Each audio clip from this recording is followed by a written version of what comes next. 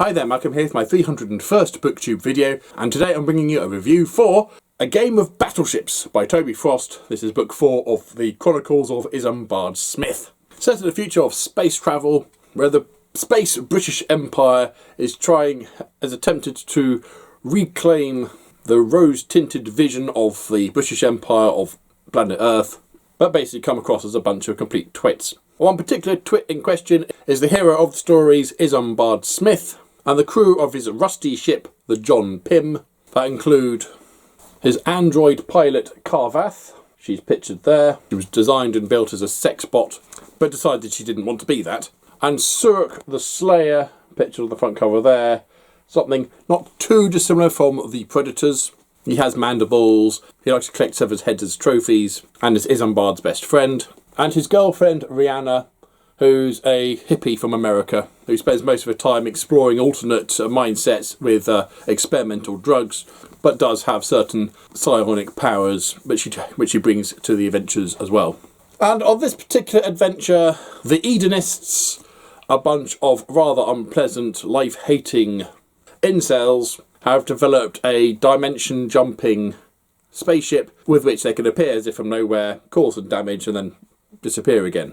And it's down to Isambard and his motley crew to stop them from doing this. And returning are his nemesis 462, an alien ant from the first and subsequent books, as well as the lemming men from the previous book. However, the plot kind of is irrelevant, makes no sense for a lot of it. It's the humour. It's very, very British, to the degree that you would probably have to either be British or have a really good understanding of British culture and humour. For example, there is a collection of ambassadors, there's a peace treaty that is hoping to be signed, and we're at the ball, and there's a sort of party / ball going on. One of the characters is walking through and overhears one of the characters go, "Oh, ambassador, you are spoiling us," when talking about a certain chocolate. How many of you know which chocolate that is?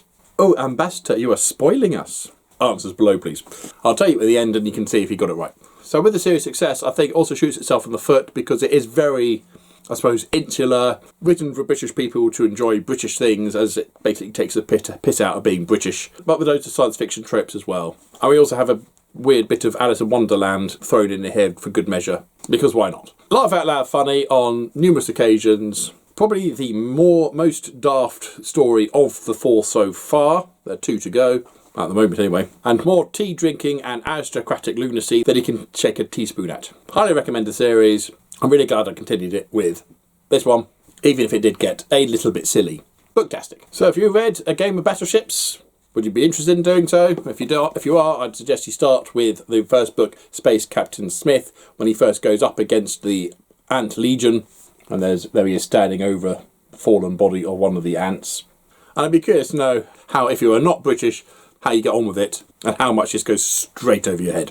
Comments down below, please. But as usual, if you have nothing nice to say, then please keep it to yourself. Thank you. Don't forget to like, subscribe, and other YouTube things if you want. Until next time, see you later.